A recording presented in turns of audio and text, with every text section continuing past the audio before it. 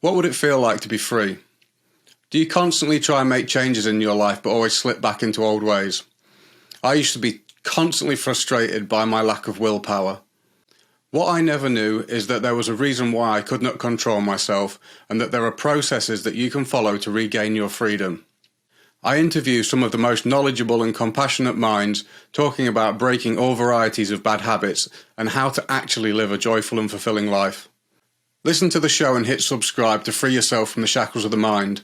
And if you find some benefit, please share it with a friend and let's make the world a better place together. Hi, welcome to the Break the Chain podcast. I'm here today with Kate Parker. Kate is a speech pathologist, but she's better known for her ocean activism. She's been volunteering for Sea Shepherd, the Australian Coast Guard, and she has recently launched her own charity called Daughters of the Deep. Kate, it's a huge honour to have you here today. Thank you so much for inviting me on. It's a pleasure to be here. Yeah, it's nice to catch up with you after so long. I guess it's been around 4 years now, and I'm sure a lot's happened since then. You've been very busy with what you've been doing with Sea Shepherd and all the other things for the past few years. As I mentioned to you, I guess we're taking a little bit of a different direction with what we're talking about today. I know absolutely nothing about the environment, and it's definitely a topic of breaking a chain and many chains that need to be broken, and something that's very important. So it's going to be, I think, mostly educational for me today. In preparation for this, I binge watched Seaspiracy, Cowspiracy and Sea of Shadows all within the past 24 hours, just so I could have a little bit of an idea about what questions to ask you and get a little bit of information. And I found it's very depressing for one.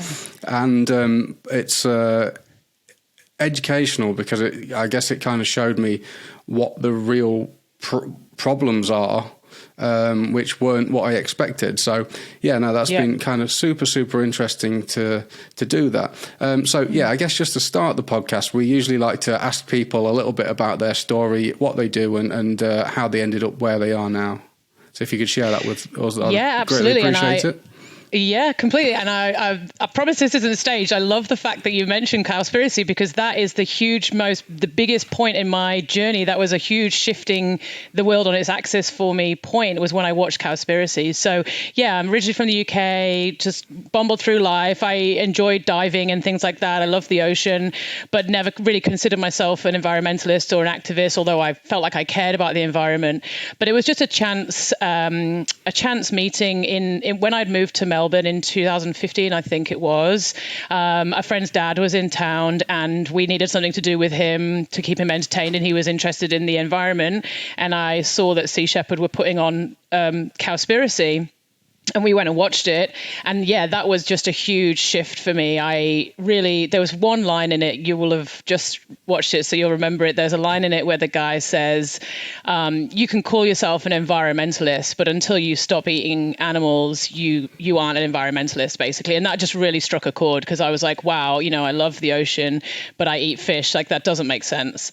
So that was just really the beginning of everything. So I met some Sea Shepherd volunteers at that point on that night, and they said, you can get involved. And I didn't realize that I knew what Sea Shepherd was, but I didn't realize that you could volunteer onshore and do the fundraising stuff. So I joined the Melbourne chapter and started doing fundraising and ship tours, and just got more and more involved until eventually I decided to join the offshore crews and did a few offshore campaigns, and it just sort of snowballed from there. And then whilst on campaign, I met a fellow crew member who was part of the Australian Coast Guard, and she was like, if you want to come and volunteer there, then you can carry on with your seamanship skills, you can get qualifications and still be actively working on the ocean when we're not on campaign with Sea Shepherd. So that started there. And then this year, the launch of the organization was, again, just sort of through those contacts.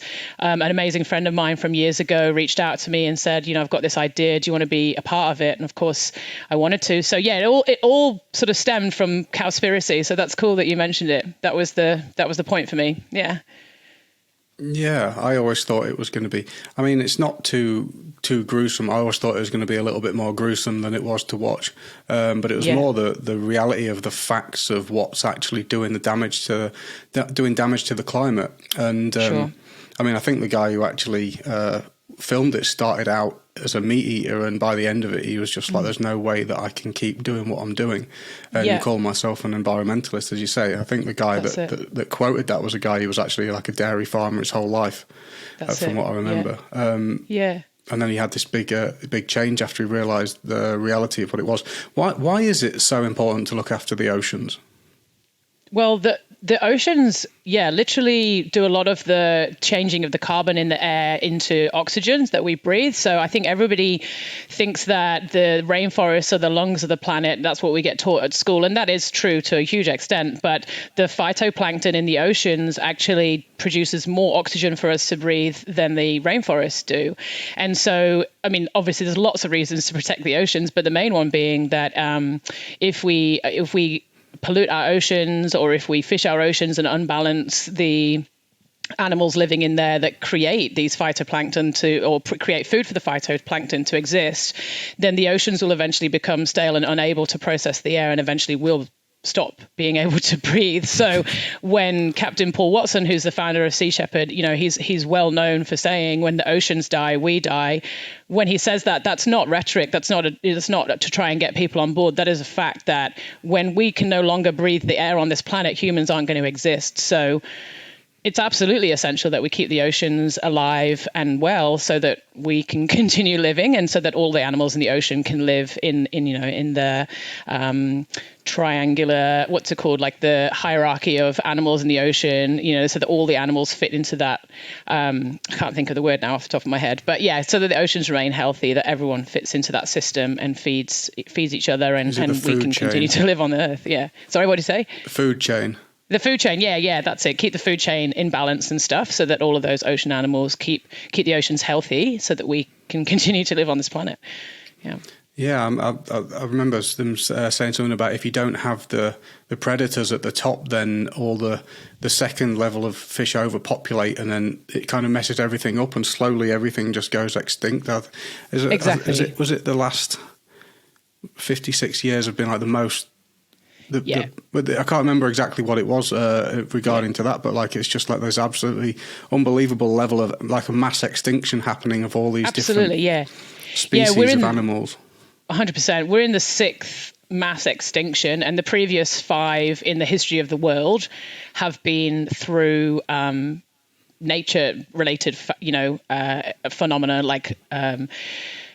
I can't think this morning. Asteroids hitting the Earth and wiping out the dinosaurs or whatever. Those kind of situations. But the most recent extinction that we're going through is entirely human driven. And for sure, we have campaigns that talk about, how many sharks we're removing from the ocean. And they are those apex predators, like top of that food chain. And when you don't have enough sharks keeping various fish populations down, then that part of the food chain can get overpopulated. And it can disrupt it all. On the other end of the spectrum, there's huge areas of corals that grow baby fish that then become the fish stocks that are just getting all of that wiped out to feed, for example, prawns, so that we can all have prawns at Christmas in Australia or whatever. So when you take, from either end of the chain, it gets all out of balance. So then we don't have juvenile fish coming through to meet those mid-range stocks that we fish from on a global scale.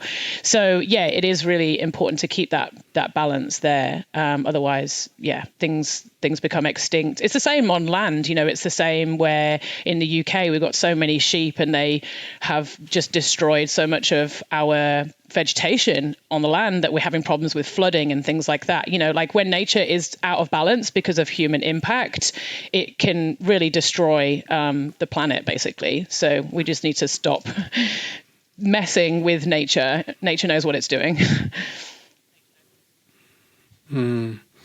That was, I know Sea Shepherd have always had a really large focus on whales and protecting whales. And I thought, I always thought it was just like, whales are nice, intelligent creatures. Let's not kill them and let's stop people from doing that. But it's actually that it's like we need whales to breathe, Because whales, fertilize the plankton, which is responsible for 85% of the world's oxygen. That's exactly right. Whales, what I was we saying. Don't breathe. Yeah, exactly. Yeah. So it's the phytoplankton that changes the carbon in the air to oxygen, and the phytoplankton feeds off the whale's poo, essentially. And so whales moving up and down in those columns of water, they move from the bottom, they come up to the top, they do their poos and they fertilize and they feed those tiny little planktons. And that's exactly right. Like, yeah, I mean, apart from the fact that whales are incredibly amazing sentient creatures, they literally are like gardeners for the sea, and they keep it healthy, and that it's really important that we protect the whales in order to protect the oceans. Yeah, definitely. You got it. Yeah, I had no idea about that, and the sharks are equally as important in keeping that balance, like you was talking about before. And yeah. I think sharks get such a bad rap. I didn't realise it was. I think sharks kill 12 people a year, which is actually not that many in the entire world, is it? It's kind of low, but yeah. I can't. Is it 11,000? Humans kill 11,000 sharks per hour. Yeah. The statistics are wild, like 900,000 a year, something like that. And, there's so much stuff you'll have seen with Seaspiracy and even in Cowspiracy, I think one of the powerful things they talk about is the problem with the oceans is that it is so out of sight, out of mind, that the regulations are really hard to be on top of. So there's a quote from Cowspiracy where they talk about if somebody just got a giant net and dragged it across the savannah because they wanted to eat, I don't know, hyenas, but they were scooping up like giraffe and elephant and rhinoceroses that were endangered, then people would be in absolute outrage. Like, you can't do that. That's not a way to try and catch hyenas. But that's essentially what's happening in the ocean. Like, fishermen will have a target species they're going after, and they'll just basically use a massive net, like with purse seine netting. They just drop a big net in the ocean, round everything up, and it doesn't matter if there's whales, dolphins, turtles, really rare animals caught in there. Often they will claim that they throw them back as bycatch, which by the time they've dragged them out of the ocean with that weight of fish on top of them, they're normally dead anyway when they return them to the ocean. So technically they're returning them as bycatch, but they're probably not going to survive. But then, as we know, and as a lot of the work that Sea Shepherd does in various areas, especially off Africa, there's a lot of fishermen who are finning the sharks when they do catch them, because shark fins are worth quite a lot of money. But there's not enough kind of governance and people checking what they're doing to be able to prevent a lot of those things from happening, because the oceans are just so vast and there's so many lawless areas of the ocean. So yeah, exactly that. That's a big part of what Sea Shepherd does is boarding vessels and checking what their permits are to fish, and then checking what they have on board, and then taking the local government with us so that they can kind of enforce their own laws, but they might not necessarily have the boats or the crews to be able to go and board so many vessels. So we're supporting local governments in enforcing their own laws and regulations and prosecuting those who are caught with shark fins or whatever illegal items they have on board their vessel. So yeah, it's a huge problem, because it's just so hard to find these vessels. The ocean is so vast, and there's so many things they do to hide, change their registration documents, so that it's hard to chase boats around, basically. Or shoot at you. Yeah. Or in Mexico, where I've been working, that's the cartel. So they, have their own kind of laws, and we have been shot out. We've had our drones shot out of the sky, and we've had our vessel shot at as well. So yeah, you would have seen that in Sea of Shadows. It's unbelievable. It's a pretty intense situation over there. Yeah, it was terrifying, absolutely terrifying. You can't. Yeah, I don't know. It looks like brave work. Yeah, it's interesting. That one, I probably know that campaign the most because I've been going to that one for so long. And I started out there in Milagro 3, which was 2017. It was the first time I went out there, and it was the third time we'd done that campaign. And we're now up to Milagro 8, and I've been, I think, 4 times now. So each year has been really different, and it's been really interesting to see the progression of that campaign, because when I first went there, the poachers were really afraid of us. They would only come out at night time. As soon as we came near them, they scattered. They were really afraid. And then over the years, they just got more and more confident, knowing that we're a non-aggressive organization, we're non-violent. And so then it sort of changed from them being afraid of us to now where they're constantly attacking us, throwing Molotov cocktails at us daily, knives, lead weights, whatever they can, to the point where we now have armed guards on board our vessels to protect our crews, which is the Mexican Navy and the federal police. So yeah, that campaign's got really intense and full on, but it's really important because we're trying to save an animal from going extinct in that area, and there's, I think, less than 10 left in the world. So it's really critical.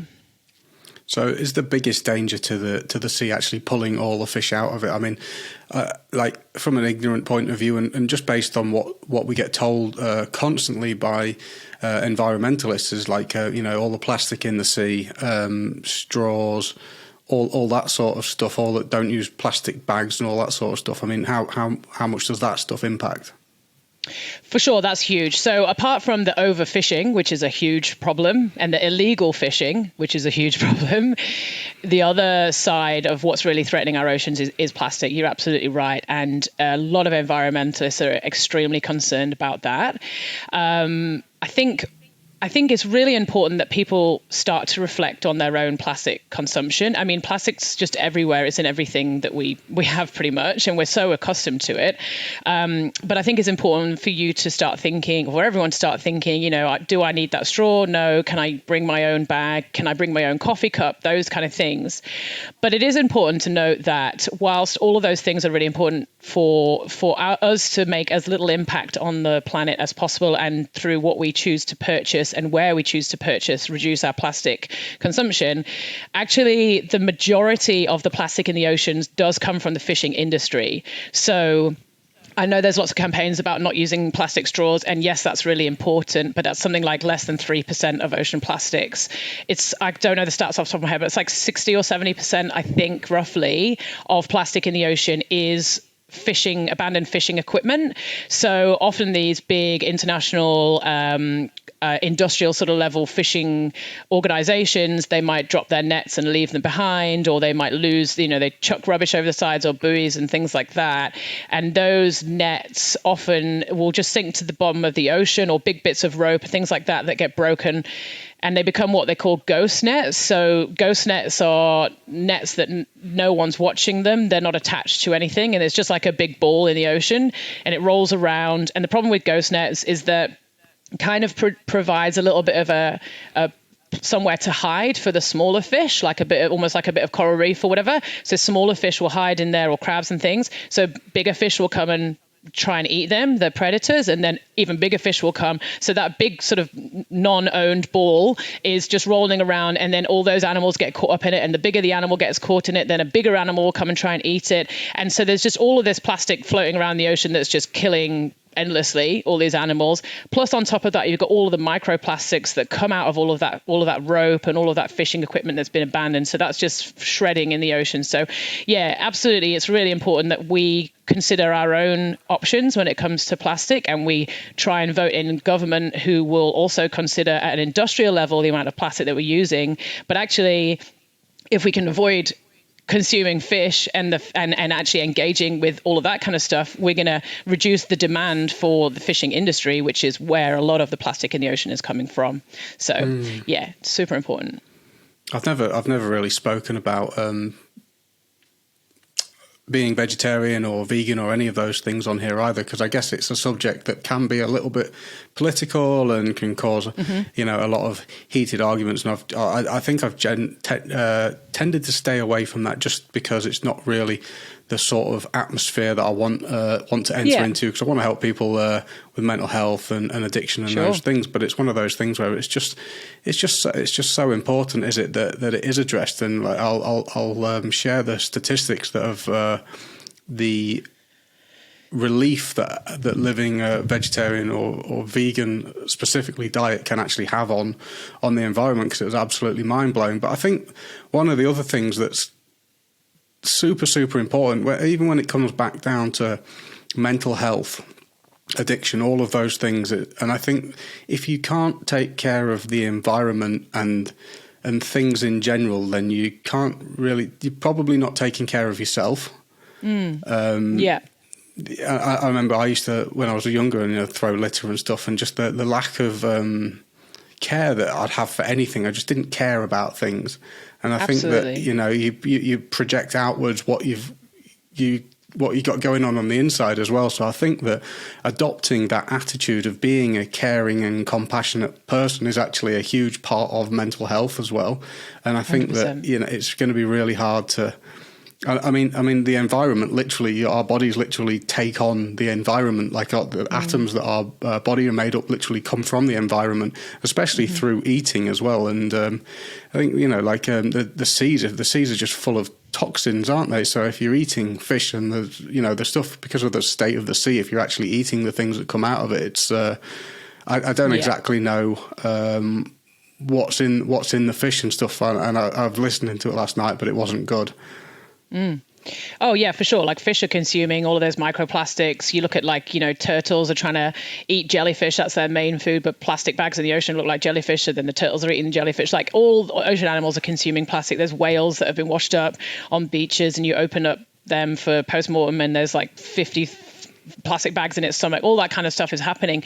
But for sure, the food that we're eating, if we choose to eat seafood, is going to have plastic in it because those smaller fish will eat it. And the problem with the food chain, as we know from top animals like dolphins and stuff, they have a high level of mercury in them because they eat smaller and smaller and smaller animals. And it's called bioaccumulate. So the toxins that are in one fish, it kind of grows when it goes into the next fish, and it gets more, especially when that bigger fish has eaten more of those smaller fish with those plastic toxins in them. So the larger fish that we eat, the largest fish that we might consume, will have a higher level of those toxins from those plastics, the BPAs and that kind of stuff. So yeah, of course it's a choice, and I understand why it can get a bit political, but even just in terms of like your own health, you're thinking about your own body health. Yeah, it's really good to know exactly what it is that you're consuming, because it's not as we imagine, or as the organizations that are trying to make you buy their products will have you believe. It's just a fisherman with a rod on a rock, catching a nice fresh fish, but it's really not like that at all, and it's potentially quite dangerous for us. Yeah. It was like that when he was looking at the salmon farms, and how the factory farm salmon farms, how they're all just totally scabby, ill, diseased, because they're all kept in these certain conditions, and then the meat's actually grey, and then they take the meat pink. And they can literally pick off a colour chart what colour of pink they want it to be. So it's like scabby meat painted pink to look nice. It's it was quite mind blowing. It is mind-blowing, and I definitely would encourage everyone to watch it. But I think, for me, it really struck a chord with environmentalism, and it set me on a path towards ocean activism, which, I've always loved the ocean, so that fit. But I think in a wider sense, I think it's really good for our own mental health as well. Like you were saying, I think it's really good for us to just consider the level that we've got to in terms of globalization across all areas, all mass-produced, anything isn't ideal. And we're specifically talking about, food and the environment. But when you start to think about, like, what's the impact of that at that global scale, it feeds into other things. Like there's a can of beans in the stores in Australia that when you actually, you go get a can of beans, whatever, when you actually look at the small print, they're farmed in Peru, flown to Italy to be canned, and then flown to Australia to be sold, because that's the cheapest way in a global market that they can produce it. So then you think about the carbon imprint of that, or, clothing, all of our clothing, mass-produced clothing, where does that actually come from? Who's been paid what to make this happen? I think it's just, in a general sense, really starting to take ownership of, like, if I'm going to eat this thing, or if I'm going to buy this product, do I have any idea where it's come from? What's the trail from production to my consumption? Be it food or products, household products, anything. Like, I think it's really good for you to take a step back and actually analyze, is this locally produced? Do I need to buy this thing that's from the other side of the world? Has anyone been damaged in this process? Has people been paid fairly? And start thinking about the sort of ethical impact of everything that we consume. I think that's really good for everyone to start to just be a bit more aware, be a bit more conscientious, rather than just mindlessly. We're just so used to going into stores, purchase it, go on eBay, go on Amazon, whatever, buy things, whatever, consume, and just don't think about the backstory of all of that consumption. It's made me think of a couple of things, and it's kind of. It was from a guy, and he was like a really heavily into activism, but kind of like quite aggressively into activism, and they were doing some real heavy stuff. And he said after 5 years, he's just said, like, after 5 years of doing this, I'm done, because I've realised that all I've personally created are words and anger and all these things, and I've just like, right, I'm not doing that anymore. I'm taking another direction, and I'm going to start teaching people how to do backyard gardening. And I'm actually going to help people. He says, I've made all these things, but I haven't given anybody shelter. I haven't provided anything for anyone. And I'm actually going to start providing things for people so that they can be dependent. And I mean, how scary was the lockdowns and stuff, and all the stuff's going off the shelves in the supermarket. And it's just like, how are we going to feed ourselves, after we've done that thing? And it just showed the vulnerability of globalization, how when we're dependent on like 10 different countries or maybe, I can't even imagine how these mobile phones, how many countries it takes to put one of those things together, and all those things we need, and how vulnerable our lifestyle is. Because we're super, super greedy, and this is where I think that addiction ties into it. Let me read a quote, because it's this is where I think that it ties in with addiction. There's a guy, Gus Speth. He was a American environmental lawyer, an advocate. He's the former dean of Yale School of Forestry and Environmental Studies. And the former administrator of the United Nations Development Programme. So he's he knows what he's talking about, basically. Yeah. He said, I used to think that the top environmental problems were biodiversity loss, ecosystem collapse, and climate change. I thought that 30 years of good science could address these problems. I was wrong. The top environmental problems are selfishness, greed, and apathy. And to deal with these things, we need a cultural and spiritual transformation, and we scientists don't know how to do that. Which, wow, it's profound, isn't it? Because really we're looking for all these. We're just trying to be like, oh, maybe if we get this combination of this and we do this in this way, and all the guys who are trawling the seas are talking about the. I can't remember what the word is that they use, but they're basically talking about they're just taking the profit. But they're like, but there is no profit on the seas. It was already taken away most of the fish. They're so depleted that they expect that by 2048 there will be no fish left in the sea. That's the estimations that they've got, isn't it, based on what they're doing at the moment? And it's like, well, how is it that we can see that we're on a trajectory to destruction, and why are we not changing things? It's like so attached, so addicted to the way that we're living and the amount of everything that we're consuming. And in reality, we all need to consume less. All of us need to do that. And but we're so addicted to the lifestyle, aren't we? Totally.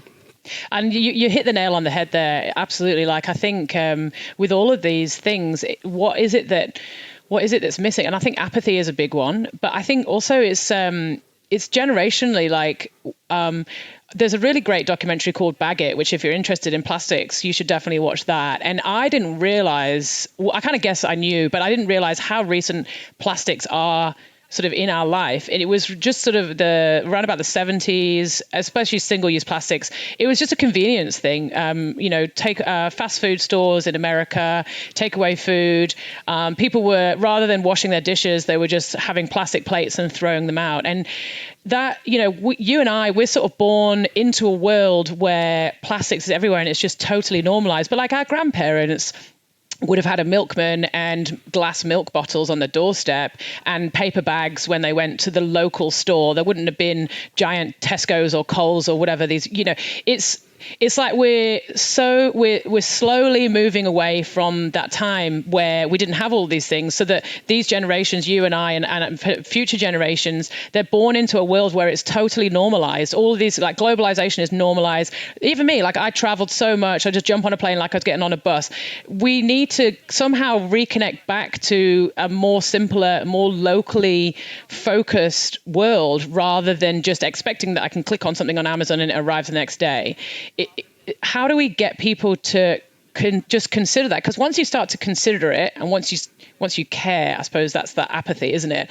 Then you can start to make choices that are more responsible for the planet, for everything, which feeds into your mental health. Like, break that chain of consumerism, step away from just kind of mindlessly purchasing because social media has influenced you to think that you need to have that brand new iPhone or the latest pair of trainers or whatever it is.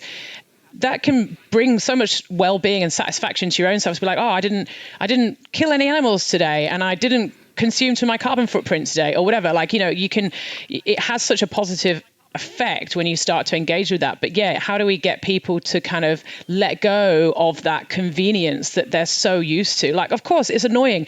I literally just this morning went down to the local Scoop and Weigh and got all of my dry goods without using any plastic, just put them into little bags or whatever. It's a kind of annoying situation. It would be easier for me to just go to Coles and just grab everything off the shelf. But that small inconvenience has meant that I've just not consumed so much plastic today or whatever. So it's just like, I guess, getting people to make those little changes. Like, I remember when, plastic bags got banned and everybody had a meltdown about it, but it wasn't that long before everyone just had reusable bags in their car. I just carry a coffee cup with me everywhere. I have one in the car, one in my work. You just make those small changes, and actually it's not that difficult. You just got to somehow get people to want to make those small changes, I guess. Yeah. And how do we do that? It's very, very difficult. I think one of the problems that we have is that fundamentally people are unhappy. I think there's not many people are actually feeling full and whole. and we get, I don't know if you know much about neoliberalism, which is a form of capitalism, which came about in the late 70s, and it's gone kind of like really, really out of hand. And basically what they've done is the government, instead of controlling all these things and all these institutions and social structure and stuff, they have given corporations freedom, basically, to do whatever they want, unregulated freedom, so that they can do whatever they want, so that they have now become, like everything is becoming privatized, and they can do whatever they want, which means that profit is really at the forefront of things, and for the public pleasure, we're just so pleasure driven, and because we don't feel whole inside, corporations know, it's like a fundamental rule of advertising. They know that if they present a product, no matter what it is, in a certain way that it appears that it will solve the problem of you feeling empty inside. Everything is packaged in that way. It's like, we know you feel empty inside. If you buy this, you will feel good. You will feel whole. Yeah. And it's a lie, because pleasure doesn't do that. It's like pleasure has like a square wave effect. It's like, while you do it, you feel good. As soon as you stop, it drops off square, and then you feel empty again. Pleasure doesn't have that. There's a type of psychology called positive psychology, and it's really interesting, and they identified that pleasure has that square wave effect. If you do things that you're good at, it has a more lasting effect. So like, if you find what you're good at and you do that, and you can get into those kind of flow states, you feel really good while you're doing that. But even more than that, if you get meaning in your life and you live a life of meaning, especially doing things like charitable things, that lasts for ages after you do it, those feelings of fulfillment. And in reality, if we need to be more compassionate, and we need to stop chasing these, this instant gratification, because instant gratification just doesn't feel good and then stop. It actually makes you incredibly frustrated. So when we're all frustrated and we're overwhelmed and like, why aren't I happy? Why can't I find any happiness? And then we project that frustration and that anger outwards all over everything else. And of course we don't care if we're littering or using a plastic plate, because we feel empty inside and angry at the world anyway. So it's I think that philosophically the world is upside down at the moment, because we've been sold these, through marketing and through with just being taught to be. That was one of the driving forces of the consumer economic model, was greed and envy. They consciously did that to make people greedy and envy, so that they do feel empty inside. So it's very, very hard to kind of turn around backwards away from that, because people do feel so empty inside. Absolutely. And I think there's so many layers to that. I completely agree with you. But I feel like as well, with the addition of kind of the internet and social media and all those kind of things like that, connection that we would all have had, we might have 10 million followers on our Facebook or whatever, but we're not actually going out and meeting with people. And luckily, I remember pre-internet days, you would go to your local youth group, or you would be engaged in a community center something, because that's how you would actually go to see people. And maybe that's how I, managed to continue wanting to be engaged in those things. But I feel like, so many people feel like they're connected because they've got friends all over the world, but are they actually going out and connecting with people and having that continued gratification by being connected to their community, then that immediate gratification of like, oh, I bought something cool and I'm going to feel like I look cool in it or whatever. I was literally having that conversation this morning with a fellow friend from Sea Shepherd who I went to meet for a coffee. And we were talking about how it's funny that people who work in voluntary organizations, often people will say, oh, that's so good. Like you're so altruistic. Like that's so good that you care so much. But actually, of course, I care about the oceans, but I get so much from it. I get so much from being in these organizations that it's really, like you said, that continued sense of kind of well-being. And that's my happiness. I almost feel like a bit of a fake going and doing all the things because I feel like I should be paying them for this experience. You know what I mean? Like, as people see it as you're giving so much. And yes, it's a time burden, but what I receive from that, even though I don't get paid from any of these voluntary organizations, is so much more worthy. I wish I could do that full time. I only have my career because it pays my bills, which unfortunately in this society we have to do. But the sense of belonging, the sense of I've done something good for the world, I've contributed to my community, I'm connected with all these like-minded people. That is to me brings me such a pleasure and such a joy. That's why I continue to invest all this time in these organizations, as well as, of course, the sense of satisfaction that I get from being able to help. So yeah, I think it's so many things going on, but a lack of connection and a lack of connectivity with your peers or with people who share the same passions and stuff is, yeah, for sure driving all of that kind of loneliness and sadness and greed as a way to kind of whatever it is that you're consuming numb that disconnection, I guess. Yeah. It's really hard to actually take that step to, when you feel bad, generally in whatever way, to actually go, instead of trying to take, I'm gonna give, to actually, it's kind of like you're really putting yourself out there. It's like, I've got nothing, I'm empty. How is giving gonna solve this? And that's what it came to in my life. I lived such a selfish life. It was all about me and what I was going to do and what I was going to get. And obviously I ended up a drug addict because it was all take. And I was empty. So you just have to keep taking more and more extreme. And it was in the end, I can't remember what I called it. It was like a selfless experiment that I did. I was just like, all right, I've tried everything. I've got no more ideas.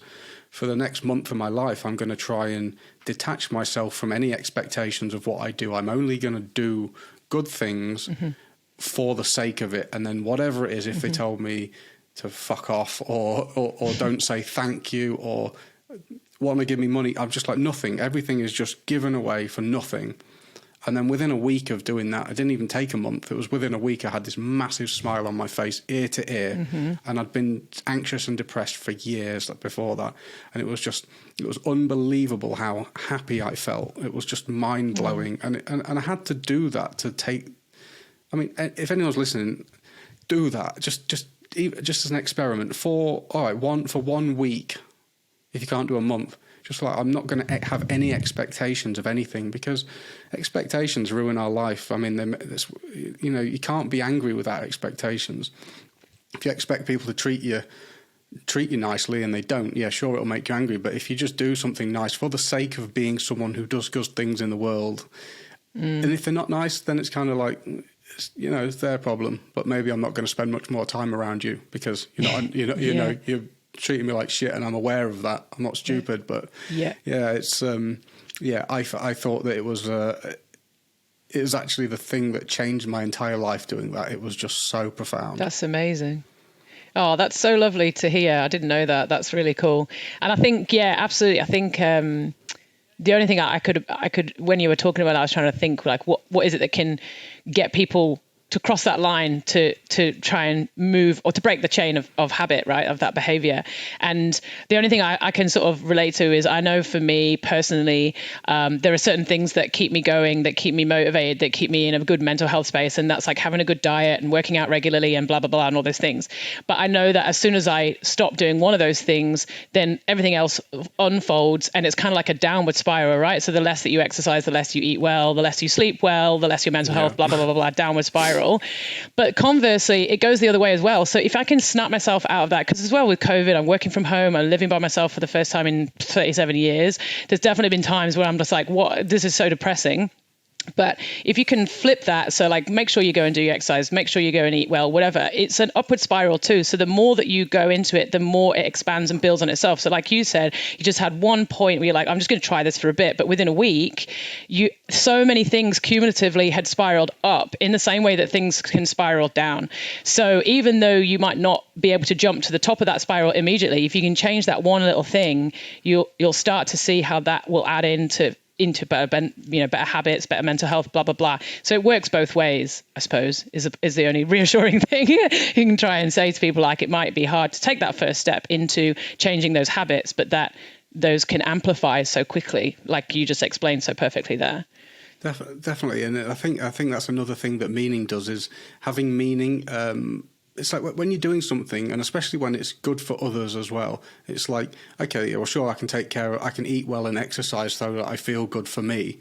But it's kind of like when you're taking care of others or doing something that benefits other people, it's like, no, actually, I have to feel good. Otherwise, everybody suffers from this. Because I'm not very good at taking care of myself. For me, it's kind of like, well, why bother? I'm just going to lie in bed and watch Netflix or whatever. Do you know what I mean? Like, who cares? It's only me. But when I've got extended responsibility, it's like, no, actually, I have to feel good. I can't not feel good, else it's just too much. So like having meaning and purpose in your life drives you to make sure that you keep doing those things, especially on them days where you just can't be bothered, because we all go through that, don't we? Yeah. Oh, definitely. And for sure, sometimes it's important to take a step back when you really, can't snap out of the funk that you got yourself into. But for sure, day to day, having these responsibilities, going out with Coast Guard in a week or whatever, like you do, it does help you stay on a good track, because like you said, you've got responsibility to other people and you've got responsibility to your community, and it keeps you motivated. Yeah, for sure. I wrote down a few of these stats. I'm just going to read out. See, we made it back to mental health. We did well. Yay. We've tied it all in. But I honestly think that that it is all interlinked and connected. And totally. And those driving forces are super important. And as you said, we need a cultural and spiritual revolution, which scientists don't know how to do that. So having expectations of science to fix these things, it's pretty much out of the picture. And we have to. That's it. We do have to do. Facts. What we can, because we've been told for so long. It's just getting people to actually care, shifting the apathy. Yeah. It's very hard not to be apathetic because there's so many problems in the world. But I always see it like do what you can, and then find your thing that you want to make a difference to. And for me, it's been mental health and addiction. And that's just like, well, go for it and see if you can make an area there. And I think all these things working together can have a big effect. But it's definitely a scary thing. I mean, this is one of the things is that livestock and byproducts and their byproducts contribute to 51% of greenhouse gases. So over half of it is livestock, which comes from the meat industry. That's mad, isn't it? That's loads. All transportation exhaust emissions are only 13%. So just to put that one into perspective, that's absolutely mind-blowing. It's insane, isn't it? Yeah. And so like not even looking at it from a animals are nice things and let's not kill them. It's just even looking at it from the point of like there won't be a place for us all to live because of that. For sure. Just looking at that from a scientific perspective, it's just kind of like, whoa. Yeah. Producing. Yeah, and exactly. Just the impact on the planet. Like the other one that really shocked me was, I mean, I know that we were pulling down the rainforest, but what is it, like 2 soccer fields a second or something is getting cleared?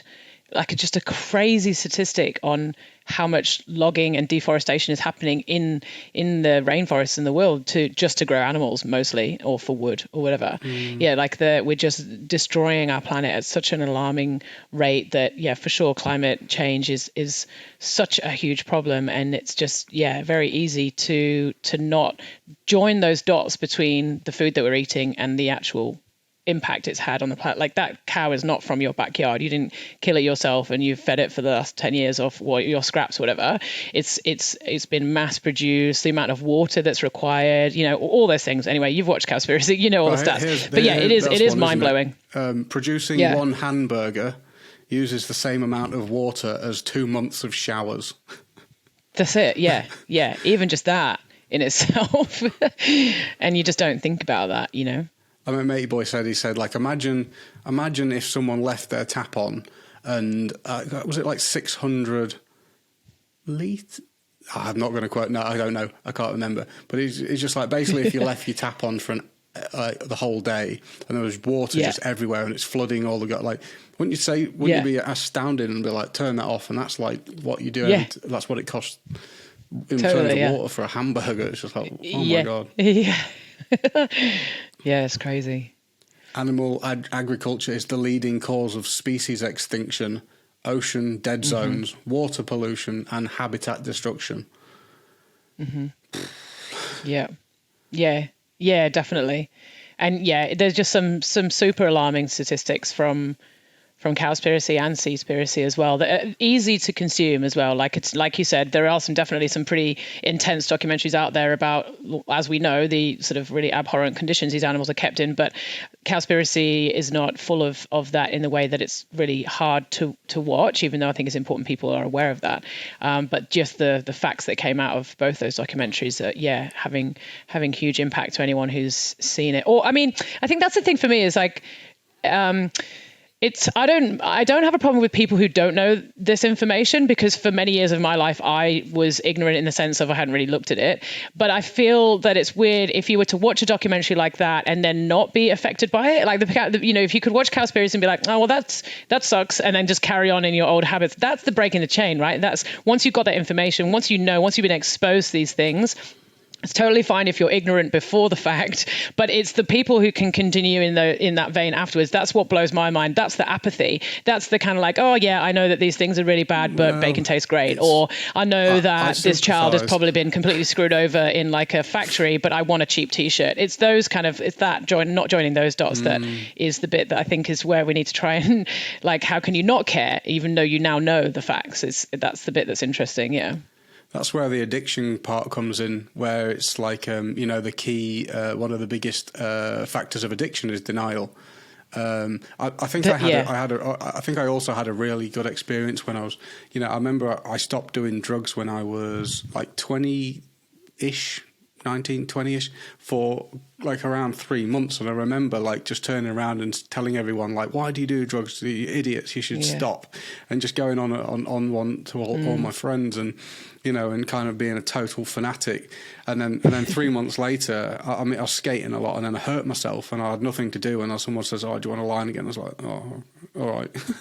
and then I sat there with them again and they were all just like, you knob. And I was just like, oh yeah, sorry about everything I said, I'm an idiot. And that taught me something about, not being hypocritical and judgmental. But I know, and I mean, I've been vegetarian for quite a long time, and I was vegan as well, but I couldn't quite hack that. And I follow a certain diet because of the spiritual path that I'm on, as well as the fact that for me it was very much a ethical thing. It wasn't about my health or the planet. It was just kind of like simply on the fact that it's like, I don't feel like I have the right to take a life for the pleasure of a taste.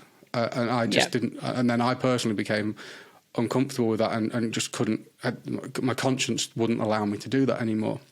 So that was like that was that. But I mean, I think in this case, it's kind of like, it's like, no, if this doesn't change, then it's kind of like, then there's no oxygen, and it's like, well, it's a totally different thing. It's gone beyond a conscientious. Yeah. Well, it is still a conscientious decision, but even from a selfish perspective, it's kind of like, it has to change. But just the culture that we have and you know, when you speak to people and you just understand that some people are just not going to change their mind. So it's kind of like in policy, something needs to happen in policy for these things to change. And yeah, I don't know, but yeah, what's in our control?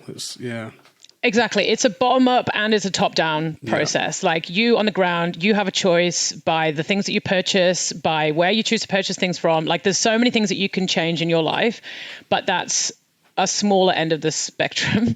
And then there's obviously top down, there's industrial level, there's the people in government, there's the way that we trade internationally, and we can try and vote for parties that we believe are going to uphold some of those things that we believe in, like trying to reduce reliance on fossil fuels or whatever it is. But it has to come from sort of both ends. And I think that's the problem, is that politically, you know, people who get into power, they're really only looking at how long are they going to be in term for? What is it, 4 years? And what can I do in those 4 years to make a lot of money and whatever?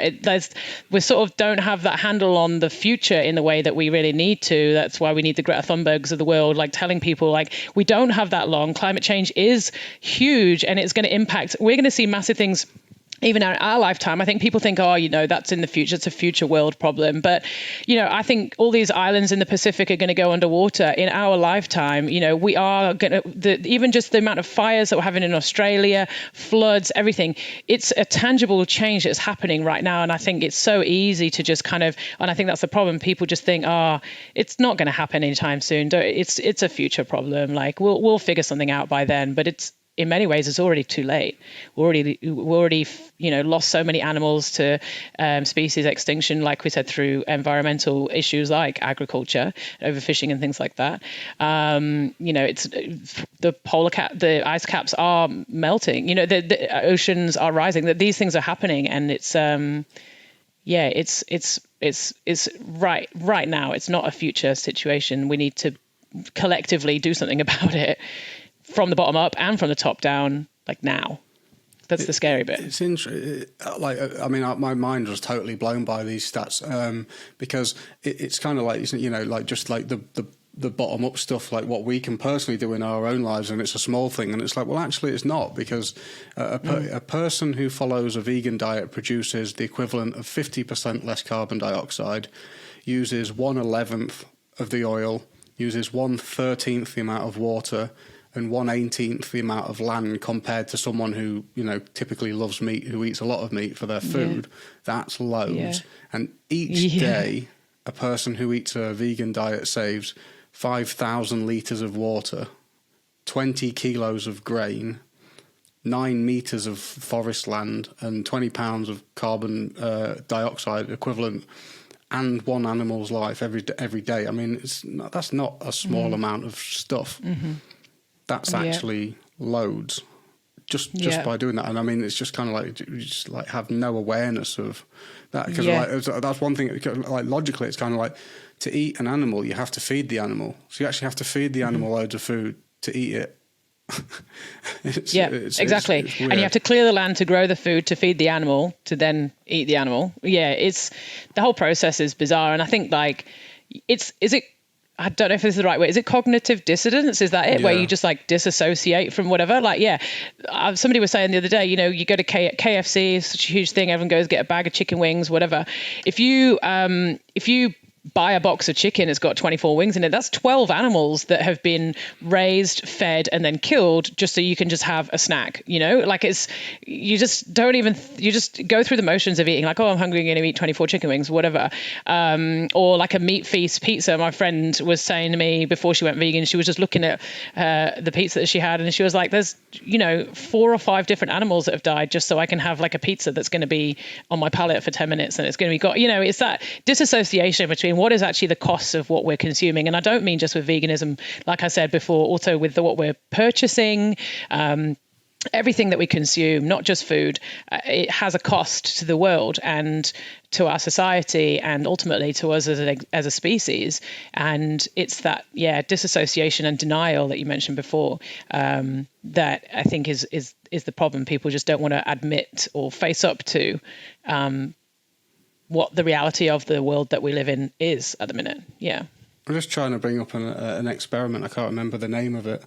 But it talks about this phenomenon I'm probably not going to be able to find it, so I might as well just give up now. But fundamentally, what it talks about is the idea of abstraction.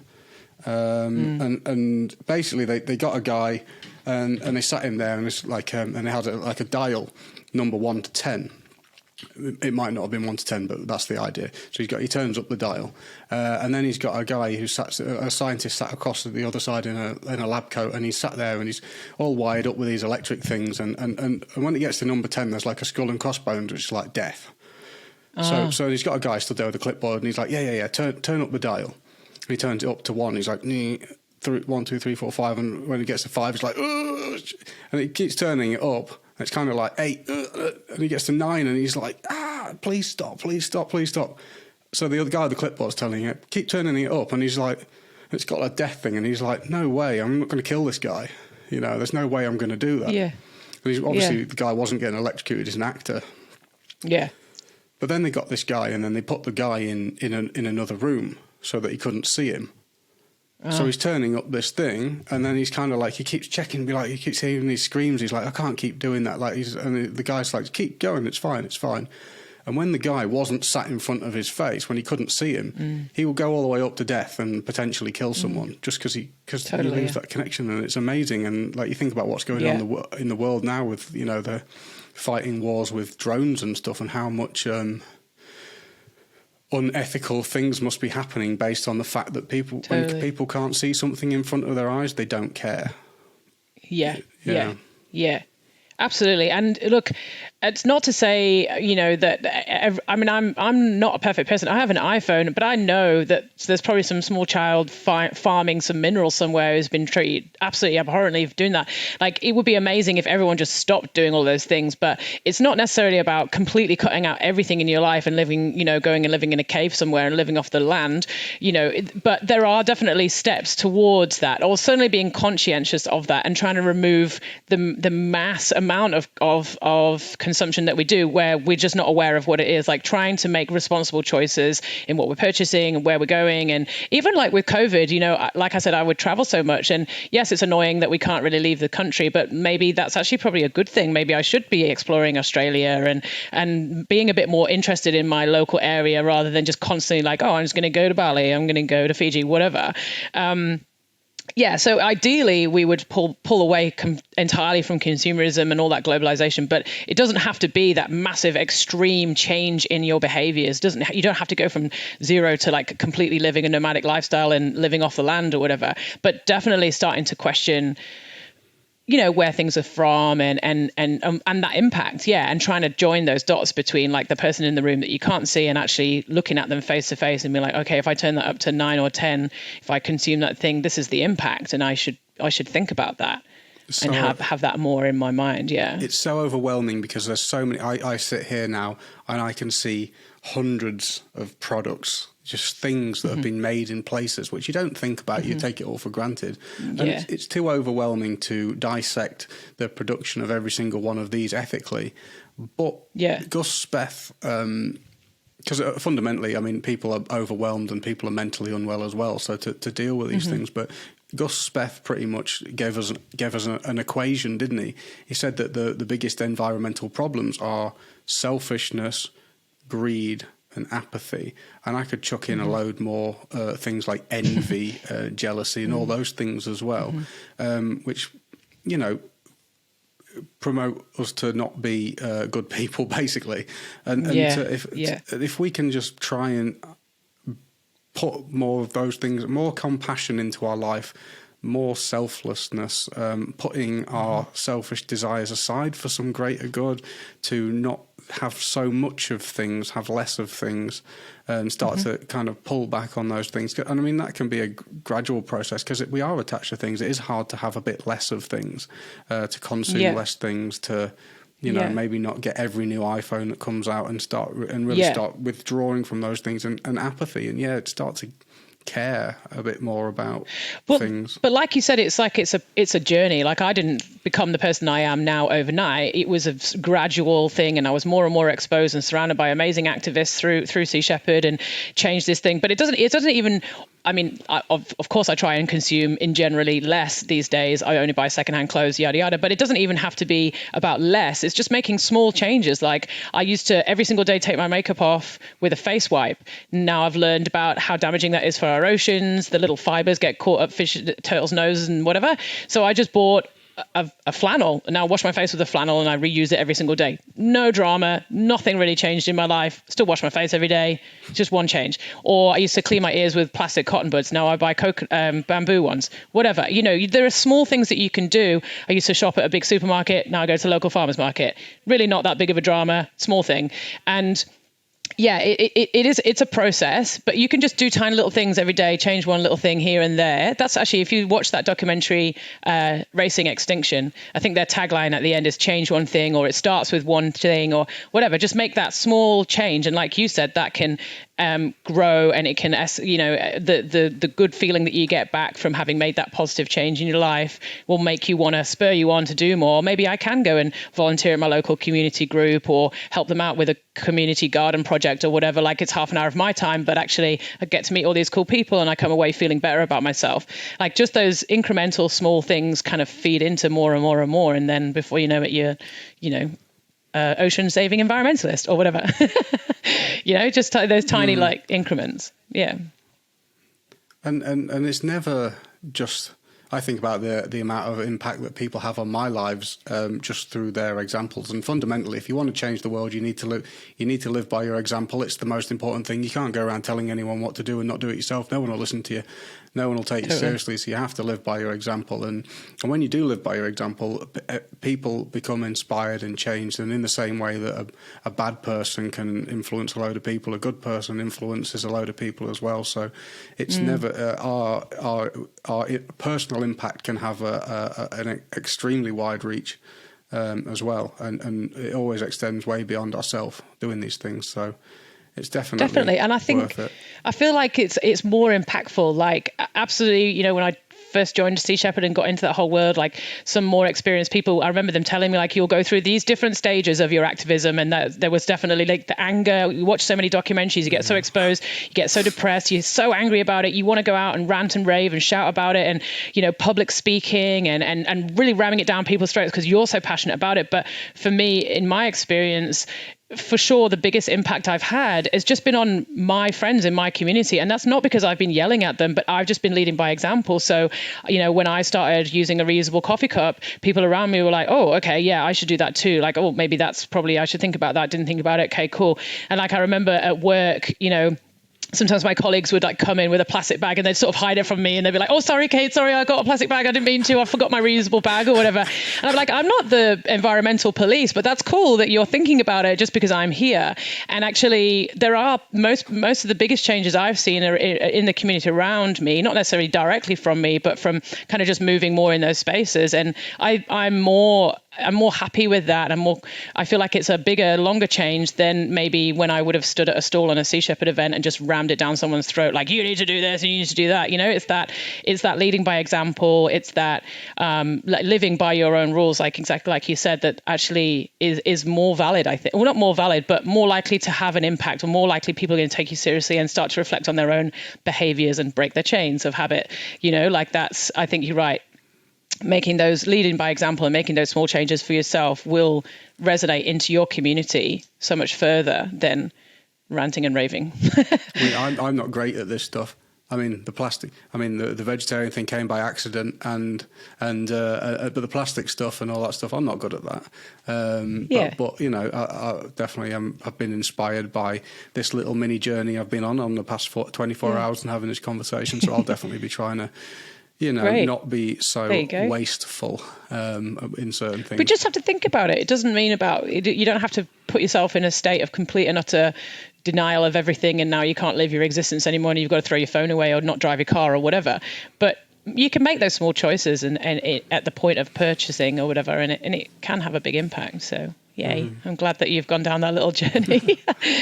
I know this world's not a perfect world. I know what it is. I'm not expecting this place to be a paradise. I know it's not. I know what the nature of people here can be, and I know what it is, but it's like I really have to ask myself, who am I and what am I doing here? Because that's fundamentally what's important, because it's my life, it's my karma, and you pay. There's no free ride here. You pay for everything. So I don't want to, I want to leave as light a footprint as I can and inspire as many people as I can. So we'll be trying a little bit harder in that area.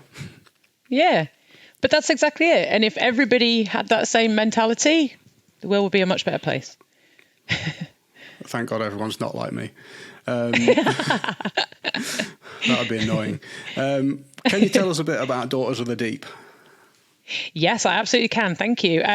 So Daughters of the Deep came about earlier this year. We've only been launched for a few months, but that was, like I said at the beginning, a good friend of mine from years ago who I met actually traveling at one point randomly, took a boat from Panama to Colombia with this guy, George, and he went on his own sort of path into conservation. He was a very good diver, now has dive schools around the world called Conservation Diver, and he had noticed a gap in like a gender inequality in terms of like the amount of women getting into marine sciences and conservation, and specifically where he was working at the time in Nicaragua. And he wanted to set up an organization that kind of addressed the lack of resources put behind getting women into ocean-based organizations or ocean-based industries, specifically conservation. That was the starting point. So he reached out to me because we'd stayed friends through social media, and he had seen obviously a lot of the work that I've been doing through Sea Shepherd and various other organizations. And he said, do you want to get on board with this organization? So myself, George, and another lovely girl, Elle, and more recently another lady, Gigi, we have started this organization that came from this place of wanting to get more women into conservation. So, for example, being able to do coral propagation work and that kind of stuff. There were so many women in various countries where they wouldn't necessarily be seen as part of the workforce. They wouldn't necessarily be seen as somebody who would have the right financial or social support to get into something like a coral conservation project. That's where it came from. But it's sort of evolved and it's grown as we've started out, and we've become more looking at that gender inequality in marine industry. So looking at across all sectors and all parts of the world, why is there this imbalance? And it's become more of a gender inequality focus, I suppose, more than like getting women into conservation, although that is still a part of it. So we're called Daughters of the Deep, and we've been fundraising through our merchandise that we sell online to look for projects where we can try and help make a change. And so we've just had our first project launch in Madagascar, where we've partnered with an organization over there. And basically the women there are generally not relied on to be part of the workforce. They're just seen as sort of child bearers, and unfortunately, especially young women quite often get forced into marriages with older foreign men to provide as a way to provide money for the family.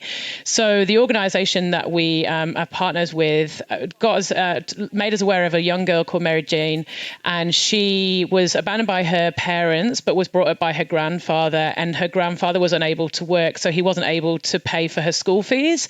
So she was looking at basically having to leave school and potentially just end up get married off and try and make her money that way.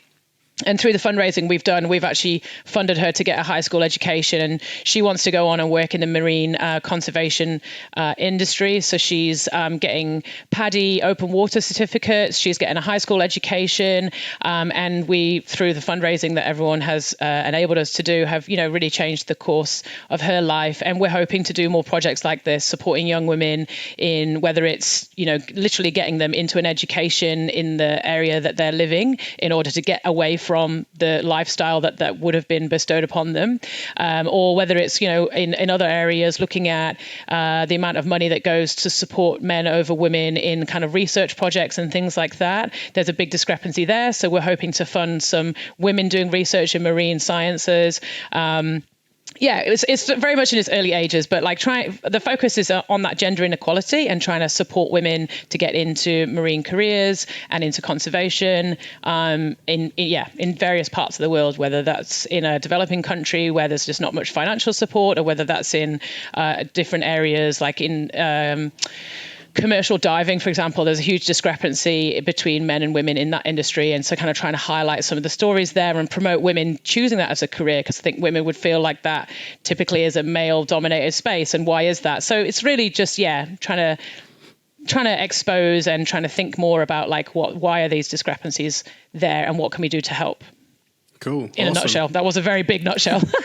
You're better at explaining what you do than what I do, because I don't do a very good job of that. I was like, what do I do? I don't know. That was very good. You've got it down. Where can people find it? Have you got a website for Daughters of the Deep? We absolutely do. Yeah. DaughtersoftheDeep.org is our main website. We are around the globe. So if you want to purchase merchandise, you can do it through daughtersofthedeep.org. At the minute, it's a European store, but we are going to be setting up a Canadian and an Australian store coming soon. And you can follow us on social media. So Daughters of the Deep Official on Insta and Daughters of the Deep on Facebook.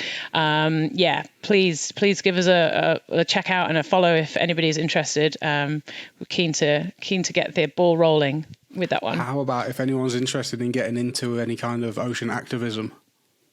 Yeah, for sure. Sea Shepherd. Absolutely. Like I didn't realize at the time until I saw Cowspiracy and I met on shores, you can absolutely be involved in Sea Shepherd without having to go to sea. So a lot of people say to me like, I'd love to be involved, but I get seasick. You don't have to go on campaigns. You don't have to go on boats. You can be involved in the organization at a local level by joining up through the Facebook pages. You can find your local chapter. You can do fundraising. If you want to go offshore, you can do that through Sea Shepherd Conservation or Sea Shepherd Global pages. Sign up to volunteer there. But even same like with Daughters, same with the Coast Guard, same like with your organization, just following, sharing in your networks, is a really great way to support those organizations and make people more conscious, make people more aware, like we've just been talking about for the last however long. Just sharing the facts that are out there is a great way to support. Yeah, absolutely. Thank you so much, Kate. Is there anything else you'd like to add today? No, I just want to say a massive thank you for inviting me and for letting me use this platform to talk about all the things that I'm passionate about. So it's been really great. Thank you. No, it's been really interesting. I've really enjoyed the conversation. It's nice to talk about something different, and we still tie it all back into the same message of fundamentally be more loving and compassionate. Be nice people. Let's make the world a better place. All the angles. Thank you so much for coming on the show today, Kate. Really appreciate it. Please check out Kate's stuff online. And thank you, Kate. I hope that you enjoyed the show, and I really appreciate you stopping by. If you found some benefit from listening to this episode, please hit subscribe and share it with anyone that you think might need it, so that we can try to turn the tide on the devastating mental health epidemic that the world is facing. Thanks again, and I look forward to seeing you next time. Break the chain.